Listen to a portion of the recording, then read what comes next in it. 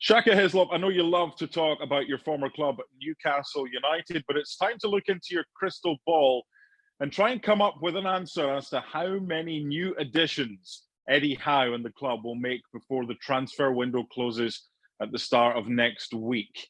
Do you think it'll be one or two? Do you think it'll be more than that? Or do you think they'll be foiled by clubs wanting perhaps more money because they know Newcastle have got plenty of it? What do you think?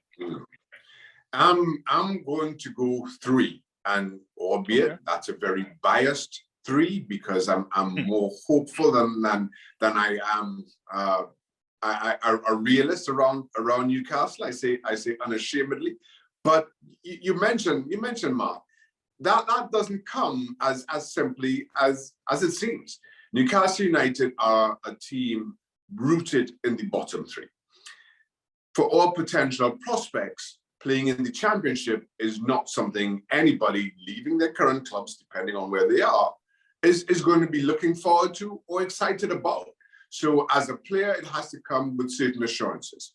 But you also mentioned that as a selling club, knowing Newcastle's own position, knowing their owners, knowing what they're worth, clubs are going to be asking for top dollar for any player that Newcastle shows an interest in, because of who they are and because of the desperation of the situation that they're in.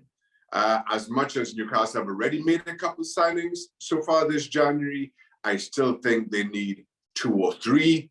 I still think they need defenders, though as we sit right now, there's not a whole lot of serious speculation around defenders coming to the Northeast.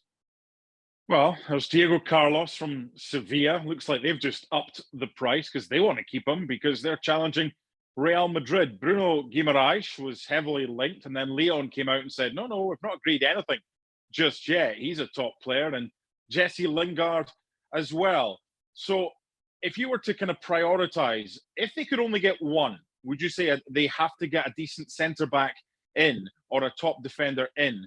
Or would you go for someone that can help Chris Wood potentially score the goals up front? No, I go defender. Newcastle's issues here have been keeping clean sheets. The problem with Newcastle is as they do possess an attacking threat. They do. The issue is you cannot go into every single game knowing, if not believing, that you simply have to outscore the opposition. That dents your confidence defensively. It affects your starting line in terms of how you attack teams, because inevitably that your attackers, whether we call it 1, 2, or 3, naturally start to play a little bit deeper, and I think that's affected them.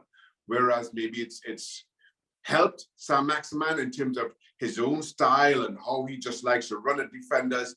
I think as an attacking unit, it takes away from you. Maybe Guimaraes, who's is the more likely of the two as a defensive midfielder, adds something, but I still feel you need strengthening in that rear guard. Trippier was a good addition, but I'm thinking somebody far more central. What about Jesse Lingard and the links with him? Would he be a good addition for Newcastle? Well, both Jesse Lingard and Dele Alli, I think, are good additions. They are better than the players that they have in that Newcastle dressing room right now. They are very much Eddie Howe signings, players that Eddie Howe, given his football, would seem to like. But if I would have them, but they are not my priority. To your question, if I could have one player between now and the end of January, which is in a few days' time, one of those two is not my preferred target. If that's my only option, I take it. But that is not the priority right now. One thing that annoys me, and I'm sure it annoys many people, especially the Newcastle fans, is when people say, oh, Newcastle not going to be in for him because why would he want to move to Newcastle? It's in the middle of nowhere and they have to try harder to get players because of their location. Tell me why that's nonsense and how much you enjoyed your time both in the city and with the people of that city. Newcastle is an incredible city. It's diverse. It's energetic. And it's a city that lives and breathes football like no other, dare I say, in England. But there will always be that cliche. There will always be that stereotype. It's easier to sell to foreign players, come and live in London, because everybody knows London. Everybody knows what London is about. That city, the name alone speaks for itself. People know Manchester primarily through the 2 Manchester clubs. They know Liverpool through Liverpool.